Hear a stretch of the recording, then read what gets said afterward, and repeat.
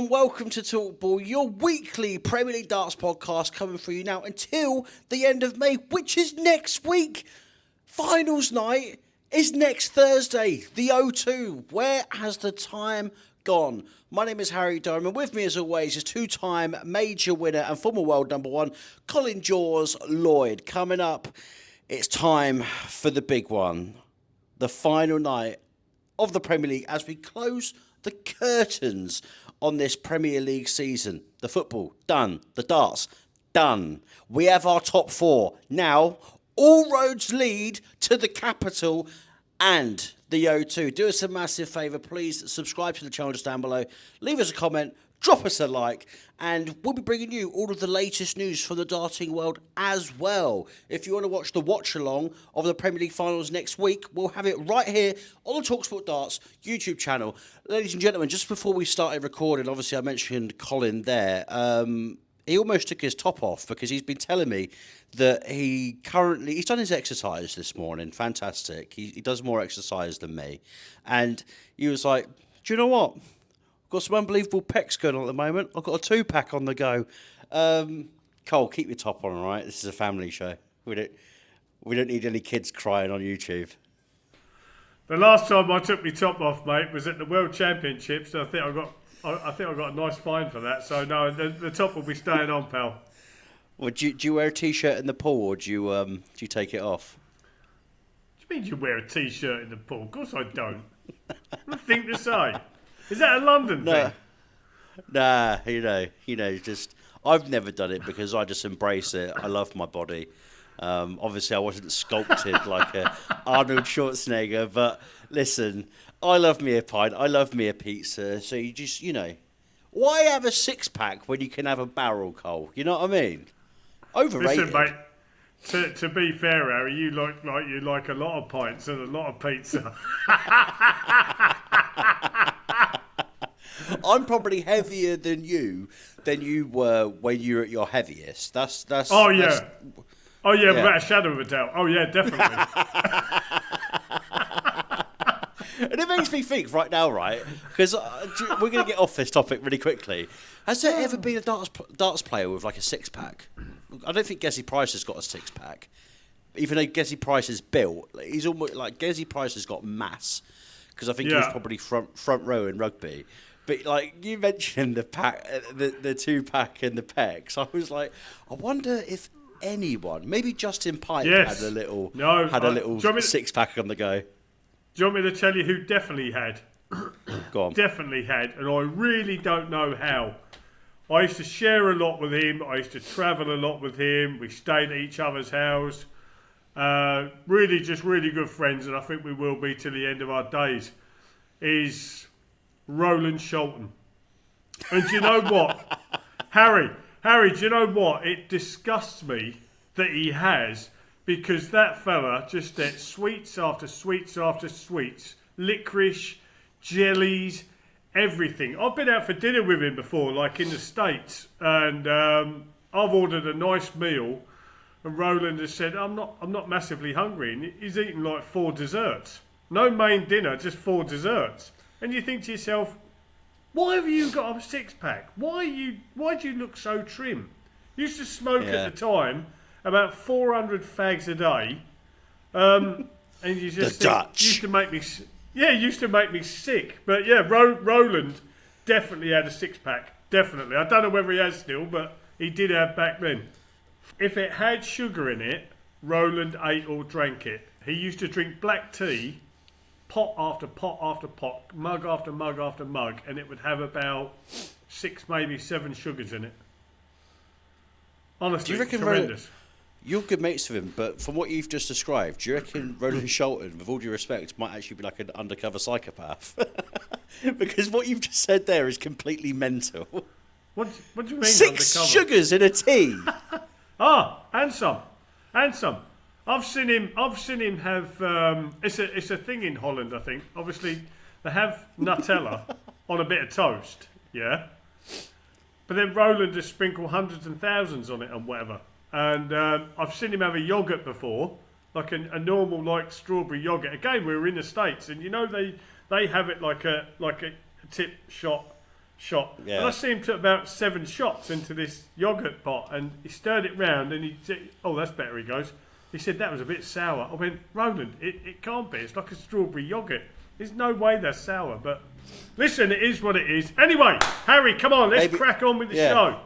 Maybe I'm not so mental after all, because Roland Scholten, that is absolutely crazy. Ladies and gentlemen, Sheffield last night. The Steel City, Luke Littler, again and again and again. I didn't message you this last night, Cole, but after that first game, I was thinking that Luke Littler needs to be done for murder. The murder as Stephen Bunting. Absolutely. Yeah, Stephen Bunting won himself a leg. Great. Ripped him to pieces, Cole. And I think it was only, it was 6 out of 6 on the checkouts against Stephen. And I think he only missed a dart at the double, sort of midway point through his semi-final as well. 114.37 average. 3-ton plus checkouts. 3-ton plus checkouts against Stephen Bunting, 8-ton plus checkouts across the night. Yeah.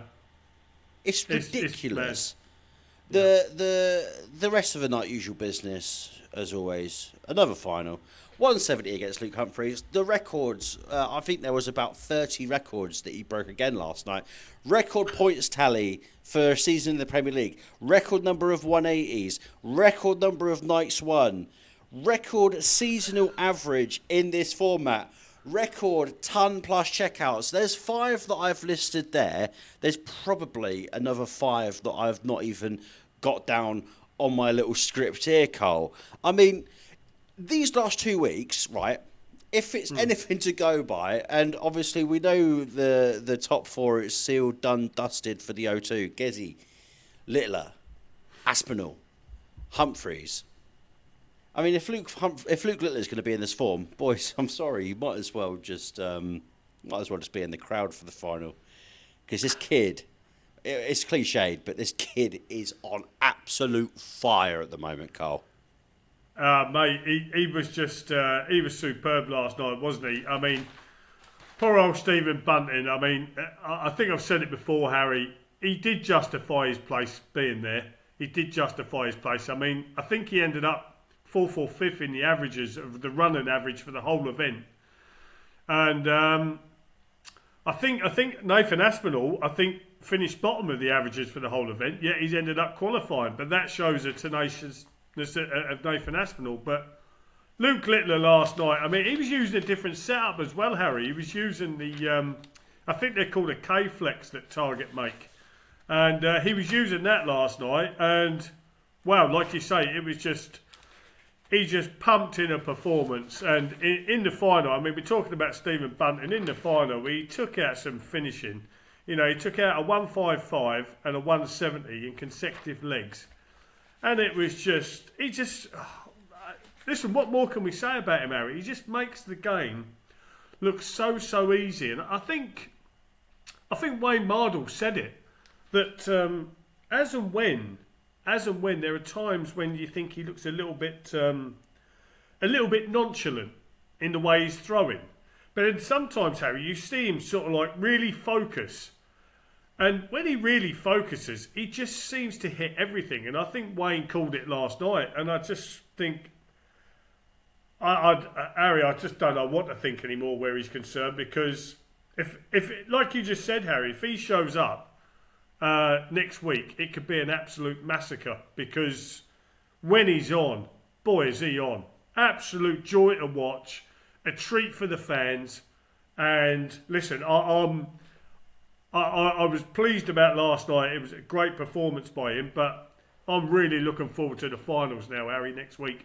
I think it's going to be absolutely brilliant. And Harry, if all four of them can turn up on form, banging it, you know, no mucking about on the doubles, just at it. Oh, mate, next week's going to be absolutely unbelievable. It's like what we said it for so many weeks. If it was this top 4, who are so accustomed to, even though you mentioned about Nathan Aspinall being lower in the averages, Nathan Aspinall can still average 105 to 110. Gezi can do it. The 2 Lukes can do it as well. The ton plus checkouts. I mean, I don't want to tempt fate right now, because obviously when you build something up, sometimes it can fall flat. But on paper, we might potentially have one of the best nights or finals nights that we could ever see in the Premier League. I'm expecting record after record to be broken. What needs to happen, right? Because you can be a good journalist, you can be a good co-presenter and stuff like that, but I think everyone is going through the same issue with Luke Littler at the moment, where what more have we got to say about him? I mean, I think the only thing that we can actually start saying about Luke Littler is if he went on a massive losing streak, you know. I mean, he adjusts his game, he adjusts his throw, but yet still at the same time, he still manages to find a way. I think Harry, he gets a lot of criticism. He gets a lot of this and a lot of that, and all we do is just talk about it and enjoy it. I think the only person in my eyes, at this moment in time, that could be critical about Luke Littler is Luke Littler himself. I don't think, Harry, the likes of me and you, the Sky crew, the ITV crew, whoever it may be, the fans, anyone, I don't think you can say anything negative about him at the minute, because he's just taken the game to another level. He makes it look ridiculously easy. And the nice thing about it is, Harry, he goes up there and he does it with a smile. I mean, last night, like I say, he took out that 155, and then as soon as he hit that 170, he ran and sort of like reeled in the fish. And I just thought, do you know what, son? You've got such a career ahead of you. We know that anyway. I'm just reiterating what we've already said and what other people have said. But like I say, Harry, I think the only person that could be critical about his performances is Luke Littler himself. If he wants to judge himself, then so be it. But we certainly can't. Was it against Bunting as well, the 2 double 19 checkout? Oh, yeah. It's just like you're playing for 10 grand, yeah. But at that point, it's just exhibition, isn't it? Like, I mean, you've won, like, at that point, it was, 5 nights already. So you've got 50 grand in the kitty from all of that. So you're happy. And then just at that point, you just go, you know what, let's just put a show on for the fans. Colt, you mentioned his flights, the K-Flex, right? And I wanted to know this because obviously they were transparent. And I was wondering, like, because they were transparent, and obviously I think that's quite eye-catching. If someone in your day turned up with transparent flights, would people just be like, oh, he sort of fancies himself a little bit? Because I think transparent. I've got a set at my house, and everyone who I play is just like, ooh, look at you, transparent flights. If someone turned up with them back in your day, would they get the mickey taken out of them? It's not, Harry, it's not a new thing. It's not a new thing. Transparent flights have been used for years. I've seen so many players played with transparent flights. But obviously it wasn't all the one piece, where the stem and the flight are all one piece. Yeah, they've been around years, Harry. You don't think anything of it. Someone who used whatever equipment, Harry, that they feel is beneficial to them. At one time, I used to, and I'm back at it now, really, white stem, white flight. Because that was all about my eye line. It never interfered with the way I was throwing. When I used to use certain coloured flights, obviously sometimes it'd catch my eye line, and I didn't want that. But listen, he's used them last night. I don't know whether he used them last weekend. I think he had a busy weekend of exhibitions with a good few of the other guys, Luke Humphries, Steve Beaton and whatever. So I don't know whether he used them there, but listen, last night it certainly didn't put him off, did it? He played absolutely brilliant last night. And especially if I have those K-Flex as well, the transparent ones, and it makes me play like that whenever I'm in my living room and no one else is watching. So, I mean, yeah, PDC, need the call up. Q School, Harry Durham, January 2026. Let's get it over and done with, Cole. Michael Van Gerwen. Out like a fart in the wind. It's just second time in 13 years he won't be in the finals. Yeah. It was a mess. A lot of it, Cole. The vast majority in that quarterfinal was an absolute mess. I mean, big treble was going to miss if it was going in the treble 5 or the treble 1.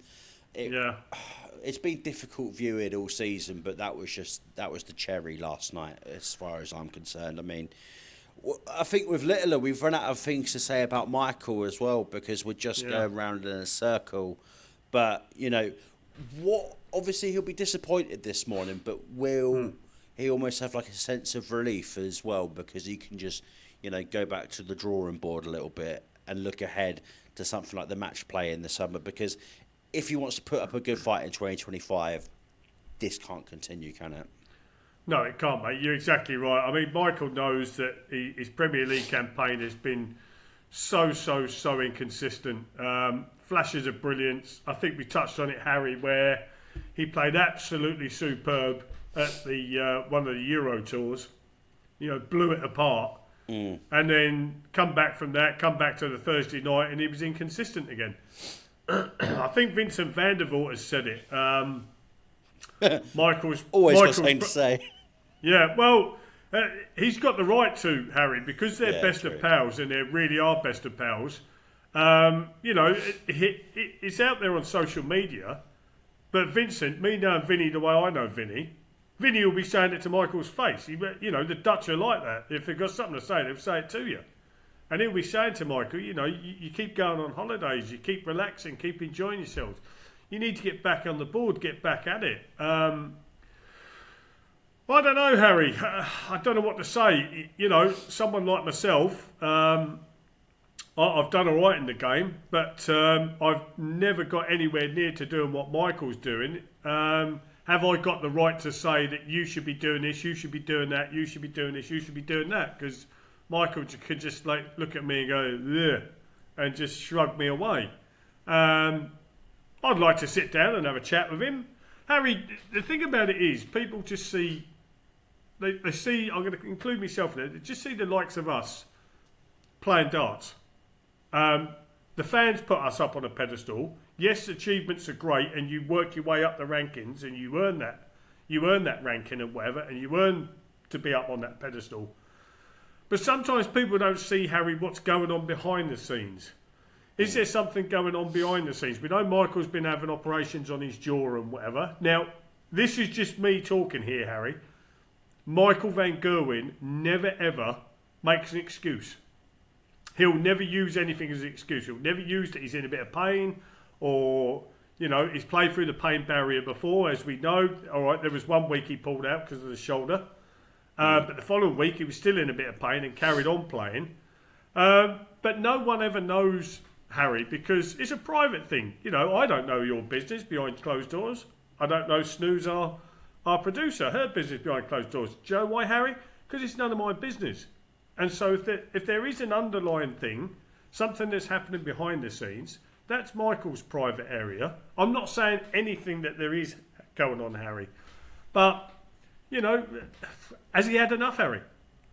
Has he had enough? Is he without knowing it, has the times, the sands of time as a professional dart player, has it caught up with him without him really knowing it? And he's just said, and he's just going through the motions. I really don't know.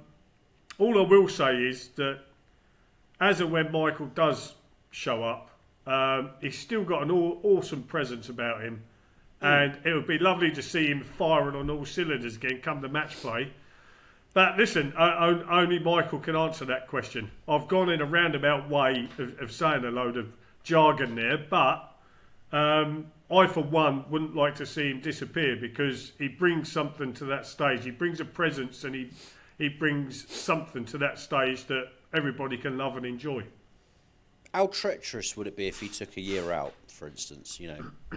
Just I think he's never done that in his career, and we saw what happened to Michael Smith after he won the Worlds. But if he could just, we don't know if he's speaking to a sports therapist, we don't know anything like that. If he can just get his game back to where it was, rethink his throw, rethink his form, and it's mad to say that you're get your confidence back, Michael van Gerwen, in the same sentence, because that's like telling Cristiano Ronaldo or Messi to get their confidence back in sort of like the modern day. But could that be detrimental to his career if he were to take sort of like a year or 6 months out? I would say so. I would say so, Harry, in the fact that if he took a year out, if he really liked and enjoyed that year out, I don't think he'd come back.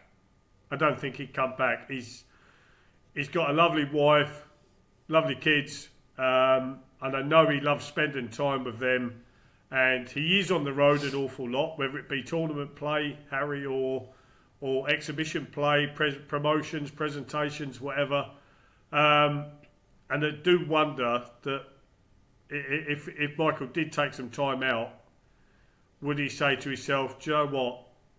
I'm enjoying having this bit of time out with the missus and the kids, and having basically Harry getting his life back again a little bit, really, where there's no commitment every weekend or during the week of backwards and forwards to Holland, Harry, backwards and forwards to Germany, backwards and forwards to wherever he needs to be. But at the end of the day, like you said, you know, if it's going to be beneficial for him and he wants to carry on playing at a very high standard, something has to change. He has to do something. He has to address the issue. And like I've just now mentioned, Vincent van der Voort, they do confide in each other. I think he'll be having some nice little chats with Vinny. And listen, they might between them come up with some sort of game plan to get him back on the straight and narrow. Yeah, and you think about as well, we speak about him on the circuit. Really, it's all he's ever known. So if he takes a year out, and I mean, Daphne, his wife, who obviously we both had the pleasure of knowing, she might get annoyed with him being around the house for a year, for goodness sake. Michael just firing up the PlayStation 5 days a week, being an absolute nuisance. Listen, I want Michael to come back better, stronger, because, you know, it's like that thing of like, he's a superhero, and it's like you call on your superhero to save your life. They turned up and they're just absolutely battered, and they can't do a job anymore. But I like to think that, obviously, with Michael van Gerwen and the issue that he's had, that this is just a little blip in the road for Michael, and he can come back firing. Listen, Nathan Aspinall qualified. Congratulations. I mean, that's all I can say. Got the better of Michael van Gerwen both weeks. In Aberdeen and in Sheffield as well. We saw what it meant to him when he came off the stage after beating Michael. There was tears, there was hands on the head, hands around the mouth, hands around the eyes. It was just pure adulation for Nathan Aspinall. And you know what, Cole?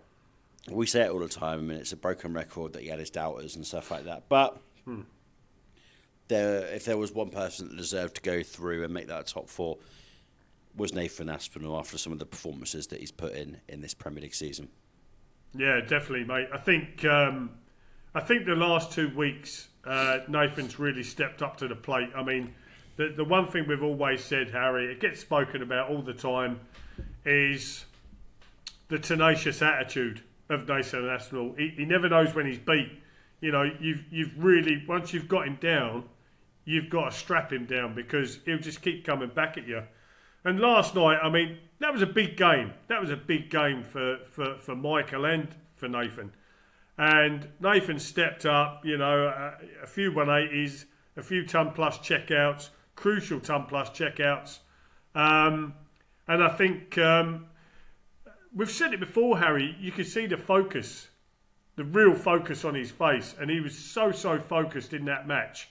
And like you say, the hard work. I don't think Nathan's be-all and end-all last night was to beat Michael van Gerwen. Beat Michael van Gerwen off qualified, put everything into that, and then what will happen for the rest of the evening will happen. And he done that, and he's qualified. And it's interesting, Harry, that you say having his knockers and all that sort of thing. Having his what? It's the same. Harry, don't lower the tone. Don't lower the tone, Harry. Having his So, hang on. So, it's interesting that you say about with Nathan. I think you meant to say doubters, not his knockers. That's what I was just about to do if you hadn't just butted in. I've never seen Nathan Aspinall. Listen. Go on. There was you two wanting to look at my knockers earlier. Right, let's start again. Right. Compose yourself, go. Post yourself. It's interesting, Harry, that where you say about Nathan Aspinall having his doubters, it's the same with Gezi Price. He had his doubters. And isn't it interesting now then that the two of them have actually qualified? The two people that most people thought shouldn't have been in the Premier League are now in finals night. So, listen, we've said it before. I think we could be in for a cracking week next week. Last night was, for me, Harry, although there was some great darts and there was some great things going on. Chris Dobie, I mentioned Dobie from 5-1 down, getting a 6-5 win with the help of 8 180s against Gezi Price. I think last night for me, Harry, was done and dusted straight after the MVG Asp game, because you knew who the four were then, and then it was just a case of sit back, enjoy whatever happens. And we got treated to bundles of 180s, loads of big shot outs, a big fish. Luke Littler breaking more records. And it was a great night, but let's move forward now to the O2 and the finals night, which I think could be an absolute perler. And we mentioned obviously the abuse that I don't want to say abuse, but the criticism that Nathan Aspinall and Gerwen Price get. But you're always going to get, no matter what year it is, you're always going to get a bad couple of knockers that are going to slag off people's involvement in the Premier League. And listen, they're good knockers as well. A lot of these players, I mean, Chizzy said a lot. Great set of knockers. And do you know what I'm getting off of this? Do you know, you made my day, Cole. You made my day. Doubters, knockers, I mean, unbelievable. Luke Humphries, ladies and gentlemen, another final against Luke Littler. The only question I've got about Luke Humphries, Cole, for you, how many times have you been in that position where you bust on a Shanghai, attempt at a Shanghai, when you just completely miscalculate? It doesn't matter that you're the world number one. These things, these ridiculous, miscalculations still happen and you bust a score. How many times have you been in that position, which Luke Humphries was in last night, and then gets a second opportunity at taking out the Shanghai and does it? Never. I've never busted a score in my life. Ever. I'm too professional for that, Harry. No, listen, mate. 2026. Listen, mate. I don't know. I mean, that was crucial in the fact that. I know we went on to lose the game anyway, but that was at 2-1 down, and Luke Littler sat on a shot, and like you say, he went boom, boom, boom, boom, boom. It's sort of like, oh no, I've made a mistake. But fortunately for Luke Humphries, he got another go at it and took it out the very next shot. I mean, it was quality, and the nice thing about it is that final was played in a nice manner. Both of them were laughing, and the darts in that final were just superb. I think it's funny in the fact, Harry, like with the two Lukes.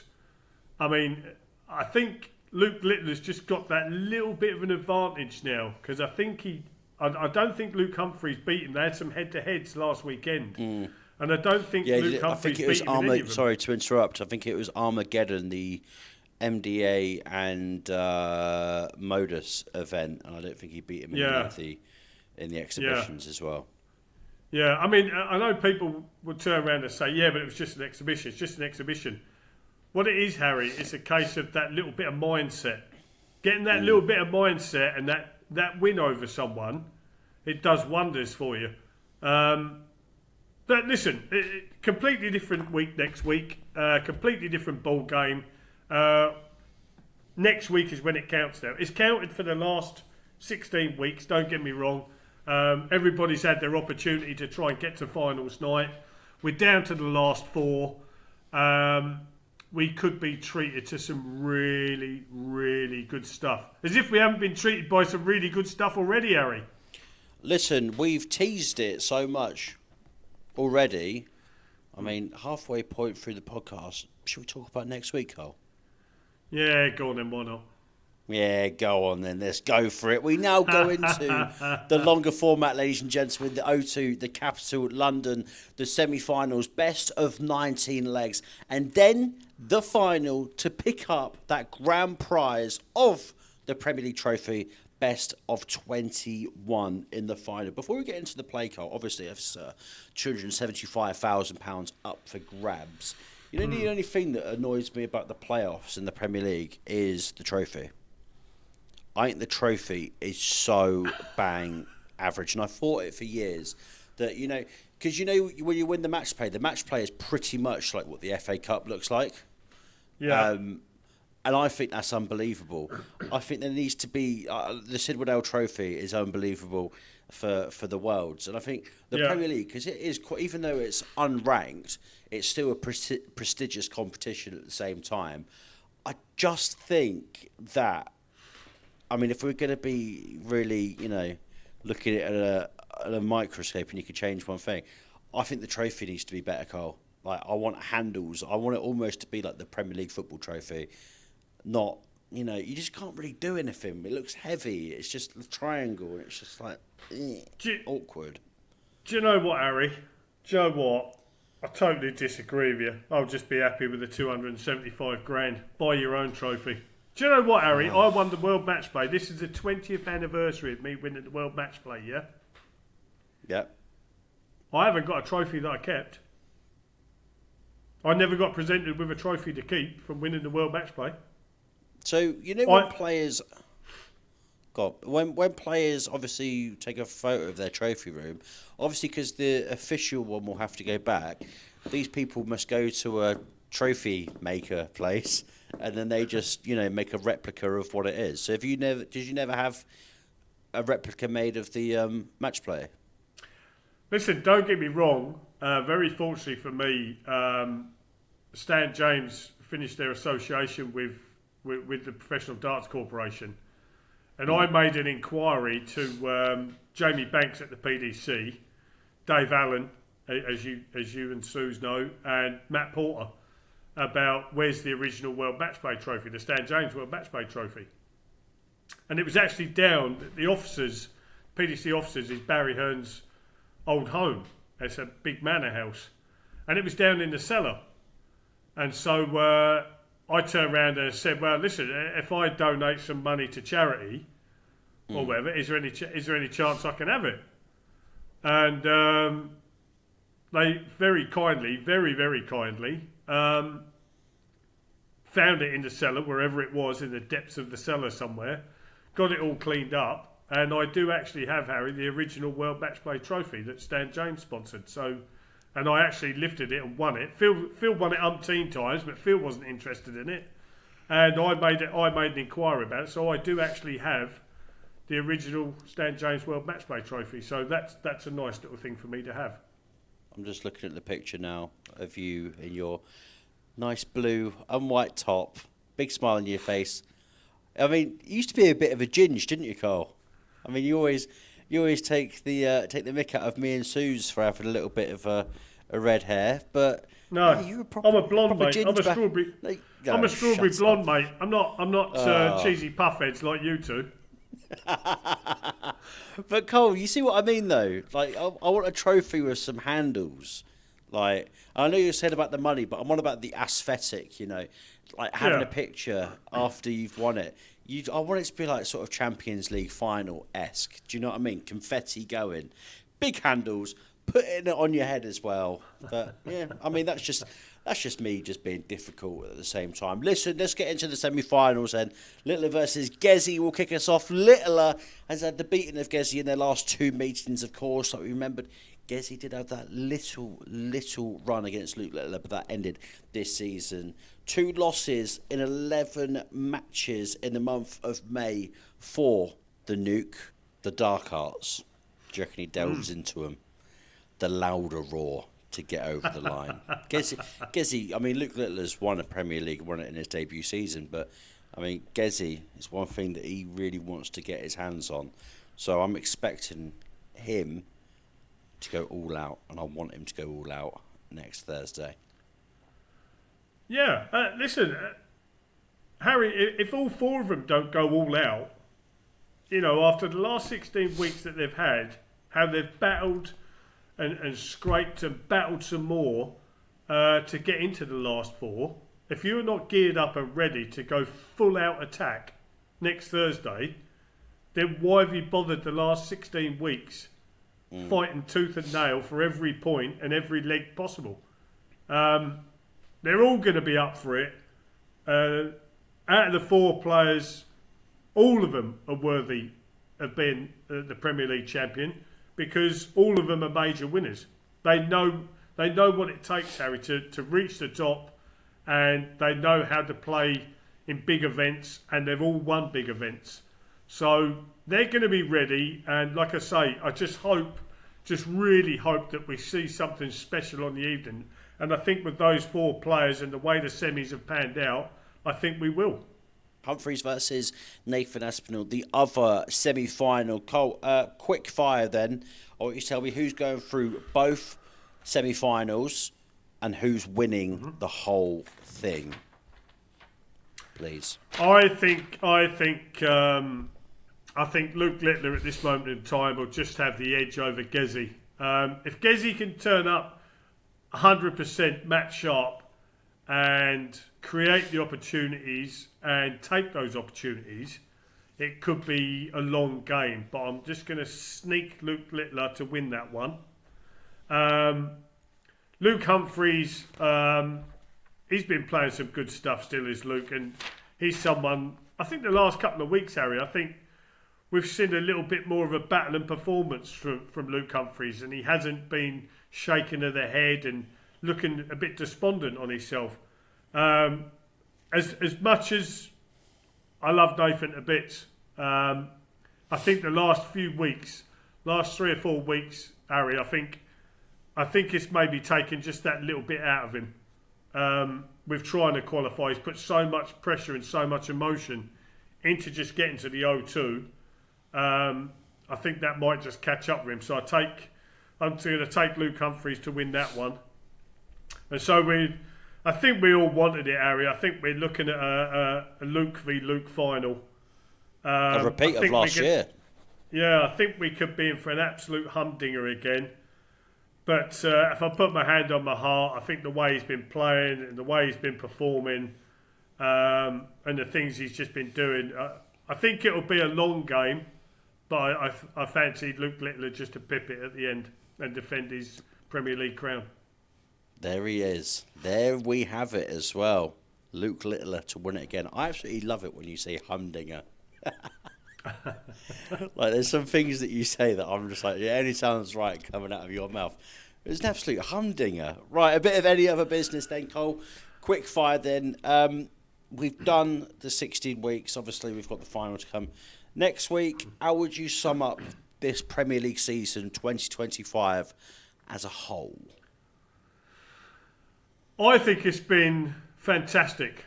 The 9 darters we've had, the reward of the 9 darters has been fantastic for the players. We've seen the big fish umpteen times. Basically, Harry, we've seen a record-breaking Premier League, haven't we? And all of those records have gone to the sensation that is Luke Littler. That's not to say that other people haven't put in big performances. I don't think I've got anything critical to say about anyone, Harry, quite simply because, people will talk about Stephen Bunting and Chris Dobie about their performances. No, I think they justified themselves being there. When it was being picked, Harry, their performances were sublime. They were brilliant. I think they earned their place there. I think overall, Harry, it's been a very, very, very good Premier League. I think no one has let themselves down. We have seen some decent performances. When we weren't knocking him, but when Bunty was down, you couldn't help but say, poor old Bunty, and the same with Dobie. But they both got wins under their belt. I just think it's been. I think it's been a really good campaign, and it's going to continue now till next week. And like I say, I just think next week's going to be fantastic. four players that have justified their places at the O2, and made the best man win out of the four of them. Damon Hetter's been speaking as well, speaking about how it could be improved for next year, and he said that he's not really watched it this year. He said, I mean, you're getting prestigious games, but all the time you're just flooding the good darts. He said he's always on the practice board instead of watching the whole thing. He said it's the same people in the same matchups. It's just what I'm seeing every single week at the darts. And he put this suggestion in, like we've already discussed before, about the potential of a B League. I mean, the promotion and relegation to, if you had the Premier League and the Championship as well. I mean, where do you stand, Cole? If it had to be fixed some way into going into 2026, what would you change ahead of next season? I know obviously we're months and months and months away from that even happening in March, or was it February? Yeah, it's like February. 16 weeks in, so it's long. I can't believe it's gone. I cannot believe that it's been. It feels like a year ago that we did the first night. But if you had to change anything, of course, with you being in the inaugural Premier League in 2005, what changes would you like to see from the PDC, Carl? I'd like to see it go back to the way it was, Harry. Just the one player playing the one game in the night. You get 2 points for the win, or a point for the draw, and whatever. I see and understand what Damon's saying, because you can have a little bit of a shake-up of the players. But you've also got to think of timings, Harry. Timings, and how do you coincide like a Premier League and a Championship League? How do you run them? Is it a case of the B League players, or B League or Championship League players, do they not get to perform on telly, or they're just a surprise package because they've done something during the week? I don't know. Do you see what I'm saying? Because you're limited with timings, Harry. You're limited with timings. I'd like to see it go back to the way it was. I haven't been a massive fan of these knockout things. The quarter semis and the final in an evening.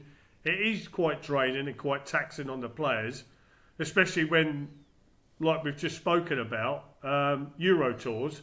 They've then got to make their way from wherever they are to Euro tour, whether it be in the depths of Germany, Holland, Czech Republic, or wherever.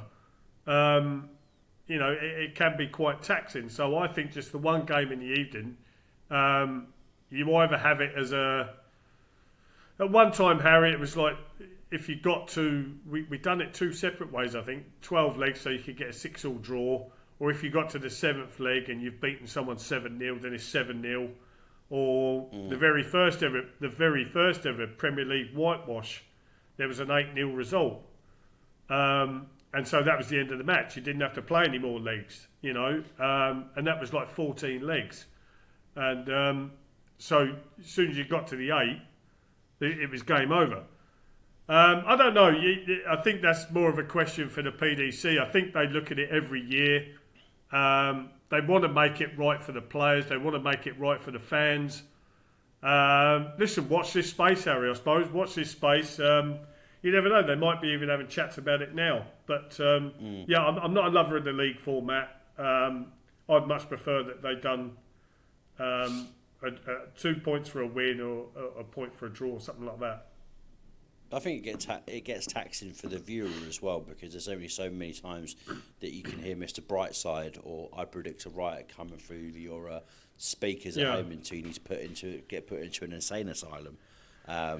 It's just, I mean, I love the players, don't get me wrong, but it's just like, it's just the up and down, the up and down, the up and down.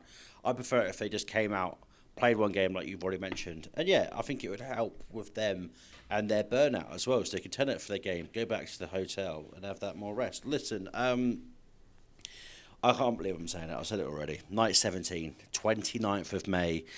Susan's put in my script, my golden birthday. It's not all about me, it's not. 29th of May, my 29th birthday. Cole, we were meant to be seeing each other, but you're too busy for me. Which is fine. Are you only 29? I know, I look older Did you have a paper round uphill both ways? Yeah. How many times have we had that gag? How many times have we had that gag in the last 16, 17 weeks, people? Terrible. Brilliant. Listen, look at me, ladies and gentlemen. You wouldn't believe that I'm turning 29. I wake up every morning and I think, one day closer to retirement, but, I've still got about another 30. What is it? Retirement age, is it still 65? Or is it 70 now? I've still got another, 36 years that I'll have until I can, hang my microphone up. So hopefully the next 36 years are going to be golden. And, I wonder if me and Cole will still be doing this in 36 years' time. How old will you be in 36 years, Cole? Very old. 36 years. I'll be 87, pushing on 88. I'll be pushing up the daisies by then, mate. Don't worry about that. That's right. We'll still be doing this podcast, mate. Don't worry about that. Well, I might be, but I don't reckon you will. We'll be doing it for an old people's home, mate. I mean, Suze will be there with her Zimmer frame. You'll be there not knowing what's going on. And then I'll be just like, Cole, do you remember when you won the match play? And you'll be like, did I? Yeah, you did at one point. Listen, golden birthday. Can't believe it. It's the first time it's ever going to happen in my life. 29th day, 29th year. You're like the 8th of August, aren't you? 7th of August. 7th. So, you would have had yours when you were 7 years old. So, gutted. Yeah. Ain't it funny, Harry? Funnily enough, 7th of August, in the darting world, 7th of August, it's myself, John McDonald, and Emma Payton. We're all on the 7th of August.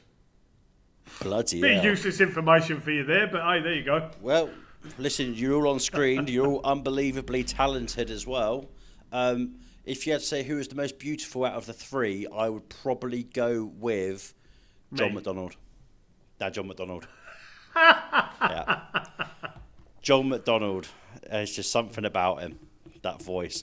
There are, ladies and gentlemen. Listen, next week then, Luke Littler versus Gerwyn Price, Luke Humphries versus Nathan Aspinall. It's going to be explosive at the O2. I'm just gutted my old mate can't be there with me, so we can have a couple of beers, relax. Yeah, sorry about that. It's what happens when you're an A-list celebrity like Colin Lloyd. He's got to go. He's got to go do his handprints on the Hollywood Stars, the Walk, whatever it's called, on the Hollywood Boulevard. He's that much of a big name. Cole, thank you so much. We do it all again next week for the final one, and then we never have to work with each other again because it has been. We just pretend that we like each other. He can't stand me. I can't stand him. It's the reason why we do this on here, because we can't be in the same room as each other because we'd knock the absolute living daylights out of joke, and I love him to bits. He's an unbelievable human being. Cole, for the second to last time, the penultimate time, please can you send your message to our lovely viewers? And make it good this time. Oh, I see, like that, is it? Yeah. Folks, listen, if you like what you're seeing and what you're hearing,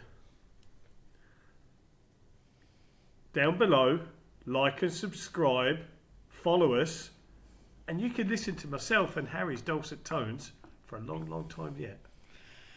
This is Late Night Love with Colin Lloyd coming to you on the talkSPORT Darts YouTube channel. We're going to be doing the best walkout songs ever. Ladies and gentlemen, please make sure you like and subscribe just down below. Just like what Cole said right there, the playoffs are coming, baby. We'll have the watch along from the O2 as we get ready to crown the Premier League champion. Remember, all of the latest darts news will be coming here on the talkSPORT Darts YouTube channel.